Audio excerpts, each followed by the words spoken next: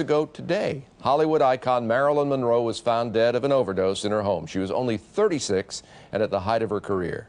Her fame was not diminished by her death. In fact, she's arguably more popular now than she ever was. But square cut or pear shape, these rocks don't lose their shape. Diamonds are a girl's best friend. When we think of Hollywood's golden era, an extraordinary number of indelible images include a beautiful woman named Marilyn Monroe. She was funny. Look, did you ever, anywhere, anything like it? She was sensitive. I guess I've been treated worse in my life. But most of all, she was, quite simply, Marilyn. You see that man? That's Max Fabian, the producer. Now go and do yourself some good. Why do they always look like unhappy rabbits? Because that's what they are. Now go and make him happy.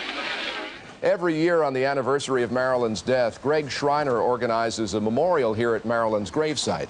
He's president of the organization Marilyn Remembered. What he remembers is a vision of grace, dignity, and strength.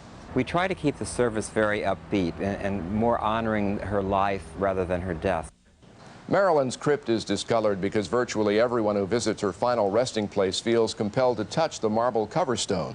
It's the same reason Marilyn's handprints at Grauman's Chinese Theater are darker than anyone else's. More fans compare their own hands with Marilyn's than any other star.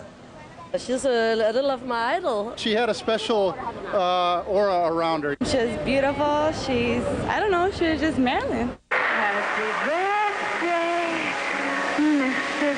President. There is still controversy surrounding Marilyn's death. Was it suicide, an overdose, a political conspiracy? It's part of the Marilyn legend that contributes to her allure, even as her reputation as a serious actress continues to rise.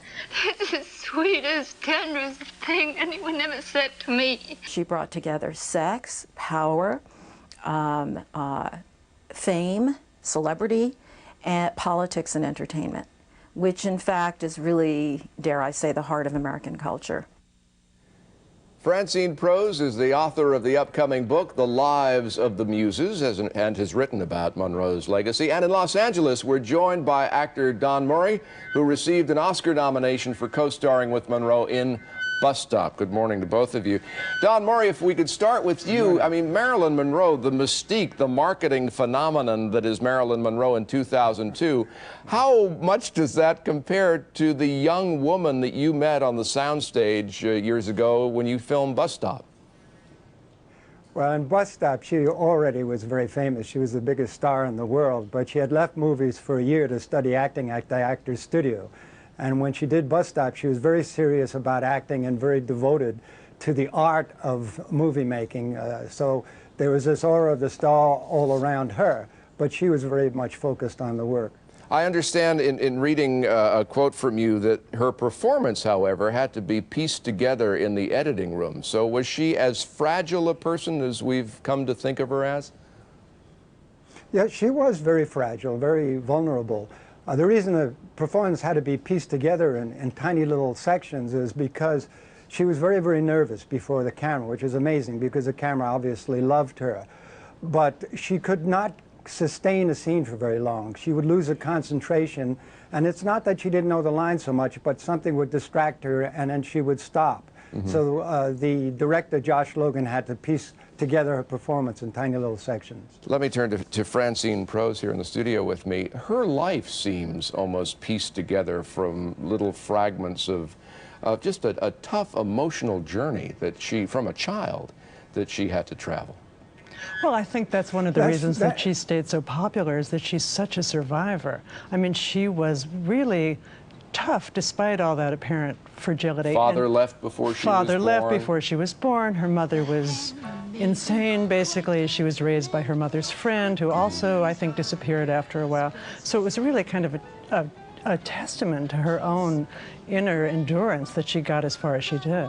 And where is she now in terms of pop culture? Does she bear any real resemblance to the human being who died 40 years ago, or has she just become the stuff of Madison Avenue?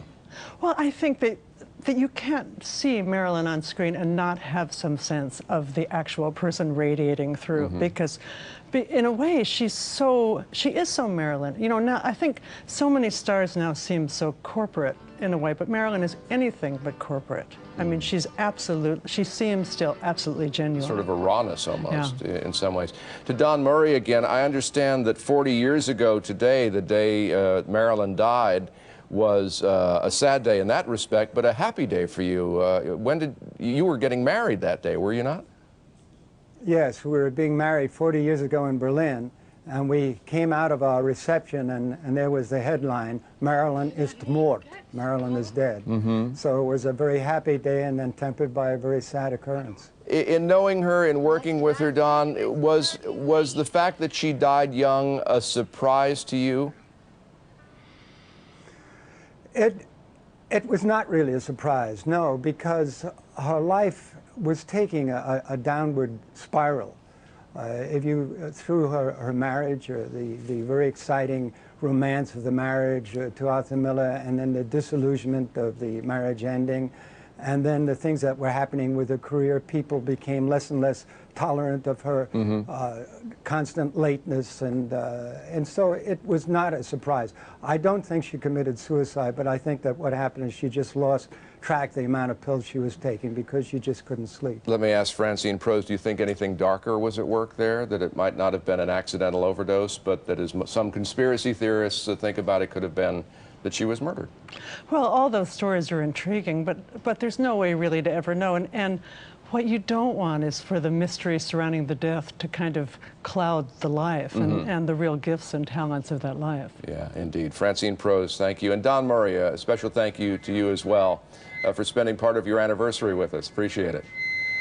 Up next, taking the guesswork, thank you, taking the guesswork out of making classic comfort food on The Early Show on CBS.